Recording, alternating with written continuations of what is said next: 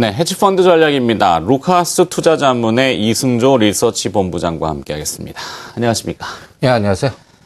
네, 지난주에는 삼성전자 대차장고를 이야기해 주셨던 것 같습니다.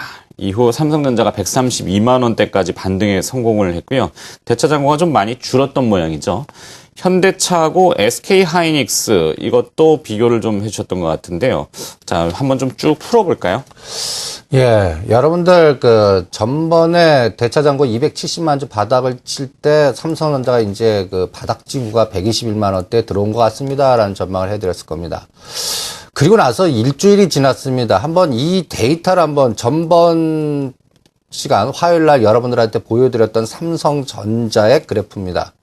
이때까지는 하락이 계속될 것 같은 불안감 속에 여러분들은 이 삼성전자, 우리나라를 대표하는 삼성전자의 주가가 어떻게 될 건가 걱정을 하셨는데, 한번 여기에서 제가 여러분들 이 시스템 구조와 시스템 트레이딩 전략을 세울 때 한번 제가 이렇게 설정한 이 그림을 요렇게 한번 구조화 한번 시켜봐 주시기 바랍니다. 이게 왜 이런지 한번 설명해 드리겠습니다. 즉, 고점과 저점 기준으로 7, 14, 21% 상승할 때도 7, 14, 21, 7% 기준에 두 배, 세 배 변동성을 이렇게 기계적으로 한번 접근을 한번 시켜주시기 바랍니다. 그러면 155만 원 5월 31일 기준으로 시장 에너지가 고점 대비 21% 가격이 123만 1,000원인데 실제는 그것까지도 붕괴되는 그런 하락 공격이 나온 이후에 이제 다시 대반등 구도를 만약에 7, 14, 20을 봤을 때 지금 7% 라인은 129만 3천 원, 그러니까 130만 원 치죠.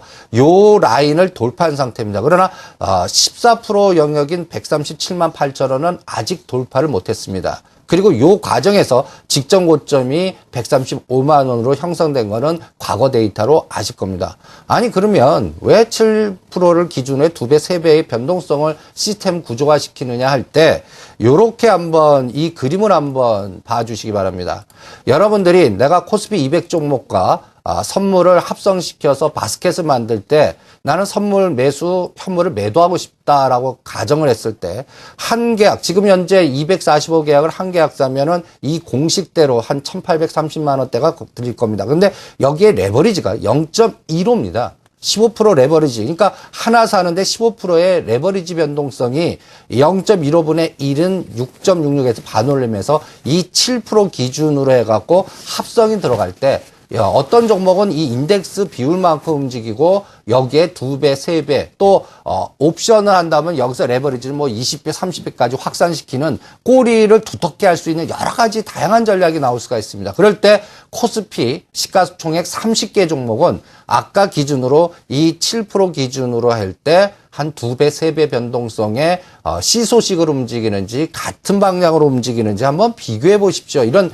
잣대의 척도를 한번 같은 기준에서 한번 참고해 보는 겁니다. 그러면 전번 시간에 제가 이제 돌아가면서 외국인이 매도할 때 이제 삼성전자, LG전자, SK하이닉스, LG디스플레이 이 다음 타자가 이제는 현대차만 남았습니다라고 했는데 현대차 22만 5천 원대에서 지금 한 급격하게 하락 공격을 하고 있습니다. 이 에너지가 다음 파동을 잇는 수순이 될 것 같습니다. 그래서 한번 이 그림을 한번 비교해 보시죠. 요 그림은 삼성전자와 현대차를 같은 사이클로 한번 비교해 봤습니다. 파란 색깔이 삼성전자고 빨간 색깔이 현대차입니다. 어떻습니까? 이게 우리나라를 대표하는 쌍두마차 전차 군단의 대표 종목들인데 이게 교차 이렇게 같은 방향으로 가지 않고 삼성전자가 5월 30일 155만 원에서 121만 원까지 빠지는 동안에 미리 저점 17만 6천 원에서 22만 7천 원까지 7월 초에 상승하다가 여기서 이것도 7, 14, 21%로 할 때 여러분들 21% 넘어서 추격 매수하신 분들은 오히려 당한 형태의 하락 공격이 나와서 이 22만 7천 원 고점 대비해서 이것도 기계적으로 14% 빠지는 가격이 19만 5천 원, 21% 빠지는 가격이 17만 9천 원에서 지금 현재 이 위치가 한 14% 정도 위치에서 막아내는지 이거를 공격하는지 실적 노출될 때까지 한번 확인해 보고 있습니다. 그래서 이 현대차의 지지력이 확인되는 동안에 IT, 그동안 빠졌던 IT가 어느 정도 에너지가 나오는지, 이러한 그 시소식 매매가 방향성 매매가 아닌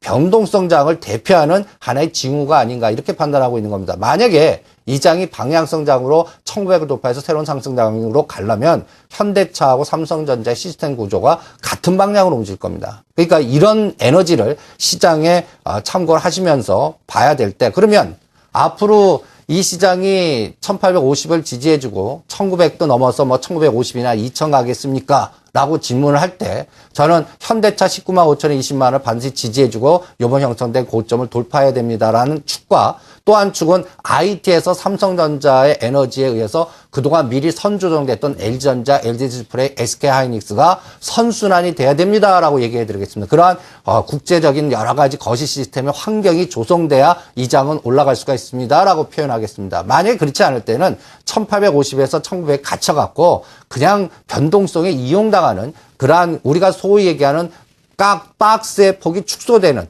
그런 장이 지속되면서 그 안에서 종목의 순환만 발빠르게 움직이는 이런 장이 되겠습니다라고 판단하겠습니다. 그래서 요번에 SK하이닉스를 아까 그 툴로 한번 갖고 와봤습니다. 어떻습니까?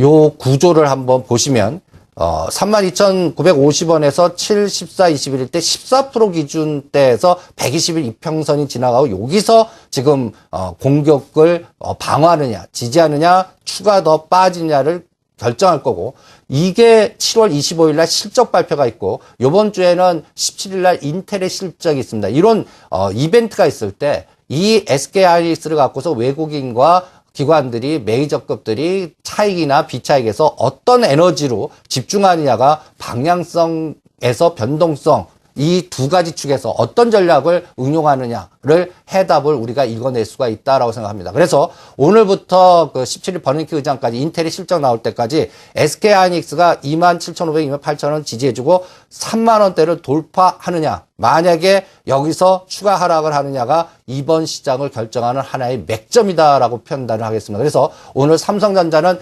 135만 원을 돌파 시도하는 에너지가 이번 주에 나오느냐, 그러면 130만 원을 반드시 지지해줘야 되거든요. 이게 니꼬로 선물과 연계된다면 선물 240선, 그 다음에 종합주가의 1850선, SK하이닉스 27,500원은 반드시 어떤 악재가 나오더라도, 뭐 여러 가지 노이즈가 나오더라도 빠지면 지지해주는 에너지가 나와야 된다. 그리고 3만 원, 그 다음에 이 SK하이닉스가 3만 원을 강하게 돌파해주는 뭐 프로그램 뭐 매수가 됐던 비차익 매매가 됐던 여러 가지 상황에서 이러한 변동성이 나와줘야 시장에서는 선순환이 된다. 오늘 이 7, 14, 21을 기준자 때, 이거는 제가 보는 코스피 시가상위 종목 30개만 보면서 이 기준을 보는데, 이거를 네. 헤비 트레이딩일 때는 이걸 초 단위로 봅니다. 그러니까 이런 것들을 하는 외국인들의 그 쏠림이 어디로 움직이느냐를 우리가 하나의 기준 척도로 봤을 때 참고 데이터를 한번 삼아 보십시오 해갖고 시장을 보는 기준점을 한번 설명해 드렸으니까 요 포인트를 잘 이용하셔서 요번 주에 방향성이 1850 지지해주고 1900을 에너지를 넘는지 아니면 그 안에서 갇혔는지를 참고해 주시기 바랍니다. 네. 자, 주식 투자를 하시는 분들한테는 방향성, 추세가 정해지면 매매하기는 오히려 쉽습니다. 근데 지금 같은 장은 왔다 갔다 하는 이 변동성 장세라고 하는데요. 변동성이 확대될 것인지 축소될 것인지에 따라서는 전략이 남다르실 수 있겠죠. 뭐 변동성이 커질 경우에는 뭐 아비트레이지 같은 차익 거래도 가능할 텐데, 자, 이걸 좀 응용한 전략들 어떤 것들이 좀 있겠습니까?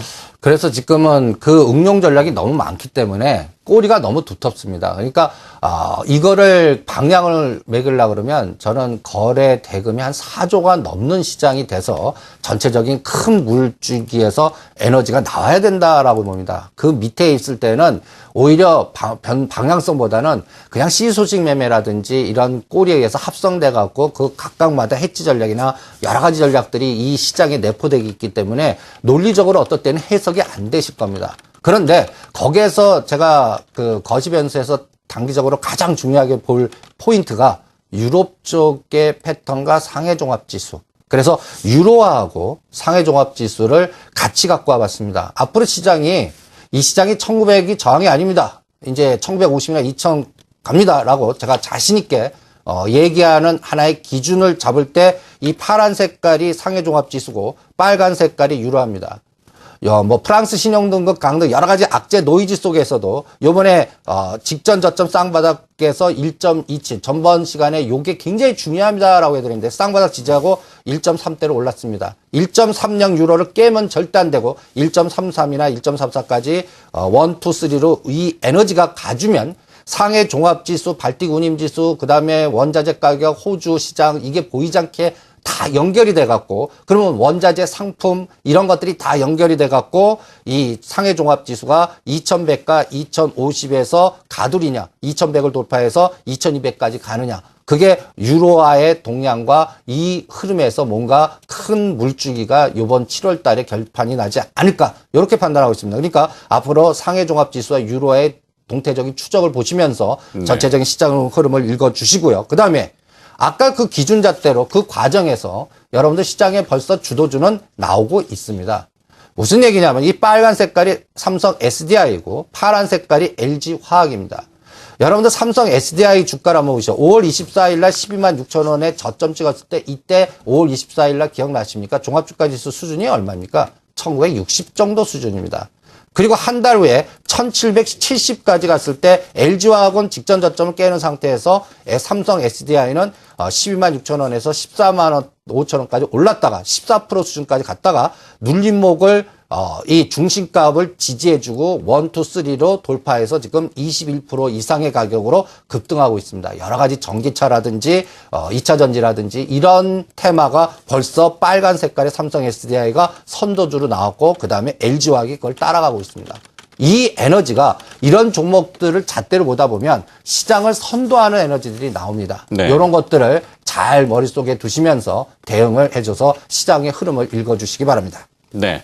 자, 뭐 시간이 조금 촉박하긴 합니다만 짧게 전략을 한번 함축해 주시겠습니까? 그래서 지금 전번 시간에 화학 소재주 상품 쪽 라인이 굉장히 중요합니다. 그래서 네. 그쪽이 중국과도 연관돼 있고 어닝 쇼크가 나왔는데도 뭔가 터닝 포인트가 나와주는 거를 이번 주는 LG전자, 삼성 SDI 외에 LG전자, LG디스플레이, SK하이닉스와 삼성 엔지니어링 이런 종목들을 갖고 한번 검증을 한번 해보세요. 그래서 어닝 쇼크가 나왔는데 더 이상 안 빠지고 주가의 수급이 증가하고 에너지가 올라가는 우상향이면 이 시장은 바닥을 치고 선순환이 계속된다. 이렇게 읽어드리겠습니다. 알겠습니다. 자, 해지 전략 알아봤습니다. 루카스 투자자문의 이승조 리서치 본부장이 수고해 주셨습니다. 고맙습니다. 네.